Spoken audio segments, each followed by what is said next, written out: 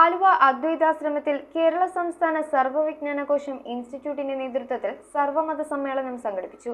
Saint Xavier's college four വിമണിന്റെ സഹകരണത്തോടെ നടത്തിയ സർവ്വമത സമ്മേളനം ശ്രീ ശങ്കരാചാര്യ സംസ്കൃത സർവകലാശാല മലയാളം വിഭാഗം professor doctor Sunil P Ilayidam ഉദ്ഘാടനം ചെയ്തു.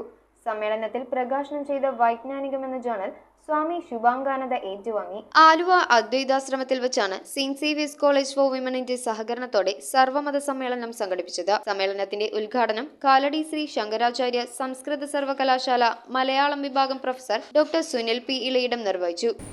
ആലുവയിൽ നടന്ന സർവ്വമത സമ്മേളനം വാസ്തവത്തിൽ സർവ്വമത സമ്മേളനം എന്ന നിലയിൽ സവിശേഷമായ ഊന്നലുകളുള്ള ഒന്നായിരുന്നു.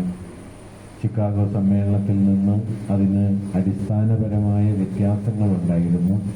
ചിക്കാഗോ സമ്മേളനത്തിൽ നിന്ന് മാത്രം എന്ന നിലക്കല്ല, ഒരുപക്ഷെ ഇന്ത്യയിൽ എക്കാലത്ത് നടന്നിരുന്ന മതസംവാദങ്ങളിൽ നിന്നൊക്കെ വളരെ വ്യത്യസ്തമായ ഒരു മതദർശനത്തെയാണ് സർവ്വമത സമ്മേളനം ഉയർത്തിപ്പിടിച്ചത്.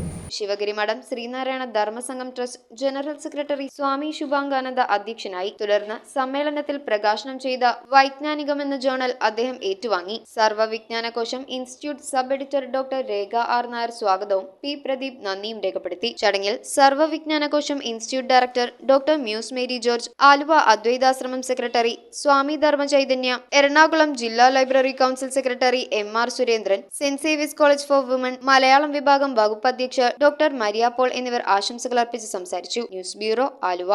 നക്ഷത്ര ഗോൾഡ് ആൻഡ് ഡയമണ്ട്സിന്റെ എറണാകുളത്തെ ഏറ്റവും വലിയ ലൈറ്റ് വെയ്റ്റ് ഷോറൂം ഇനി ആലുവയ്ക്ക് സ്വന്തം. ഇനി മുതൽ ലൈറ്റ് റേറ്റിലും ലൈറ്റ് വെയ്റ്റിലും ഡെയിലി ട്രെൻഡായി അണിഞ്ഞൊരുങ്ങാൻ ആലുവ നക്ഷത്ര ഗോൾഡ് ആൻഡ് ഡയമണ്ട്സ്.